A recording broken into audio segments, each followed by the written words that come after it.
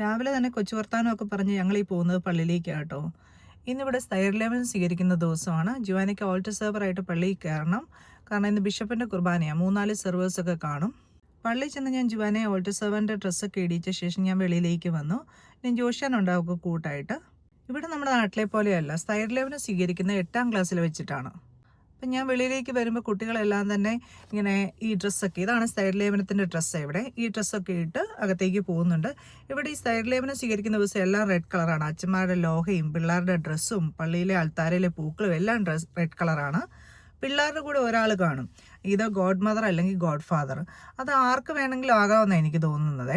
അപ്പം ബിഷപ്പ് കണ്ടോ, അകത്ത് ആൾക്കാരെ എല്ലാം ഗ്രീറ്റ് ചെയ്തിട്ട് വെളിയിൽ വന്നിട്ട് ഈ കുട്ടികളെയും പേരൻസിനെയും ഒക്കെ ഗ്രീറ്റ് ചെയ്യും.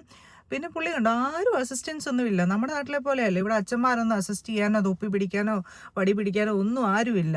ബിഷപ്പ് തന്നെ വെളിയിൽ വന്ന് നമ്മളോടൊക്കെ സംസാരിച്ച് ഭയങ്കര ഫ്രണ്ട്ലിയാണ്, ഭയങ്കര സിമ്പിളാണ് ഇവിടുത്തെ ബിഷപ്പുമാർ.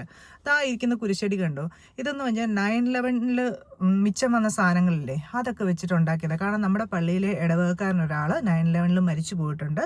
ഒരു ഫയർ ഫൈറ്ററായിരുന്നു. അപ്പം ബിഷപ്പ് ഇനി കുർബാനയ്ക്ക് കയറാൻ പോവാണ്. കുർബാനയൊക്കെ കഴിഞ്ഞു. കുർബാന കഴിഞ്ഞിട്ട് ഇറങ്ങുന്ന സമയത്തും അതെ, എല്ലാവരെയും ഗ്രീറ്റ് ചെയ്ത് വന്ന്, നമ്മൾ അങ്ങോട്ട് ചെന്നില്ലെങ്കിലും പുള്ളി ഇങ്ങോട്ട് വന്ന് നമ്മളെ ഗ്രീറ്റ് ചെയ്യും. ഇവിടുത്തെ എല്ലാ ബിഷപ്പുമാരും അങ്ങനെ തന്നെയാണ്. അപ്പം സ്ഥൈര്യലേപനമൊക്കെ കഴിഞ്ഞ ശേഷം ബിഷപ്പിൻ്റെ അച്ഛന്മാരുടെയൊക്കെ കൂടെ നിന്ന് പിള്ളേർക്ക് ഫോട്ടോ ഒക്കെ എടുക്കാനുള്ള ഒരു അവസരമൊക്കെ ഉണ്ട്. അപ്പോൾ അതാണ് ഈ നടന്നുകൊണ്ടിരിക്കുന്നത്. അപ്പോൾ ഇത്രയൊക്കെ കഴിഞ്ഞാൽ എല്ലാവരും വീട്ടിലേക്ക് പോയി.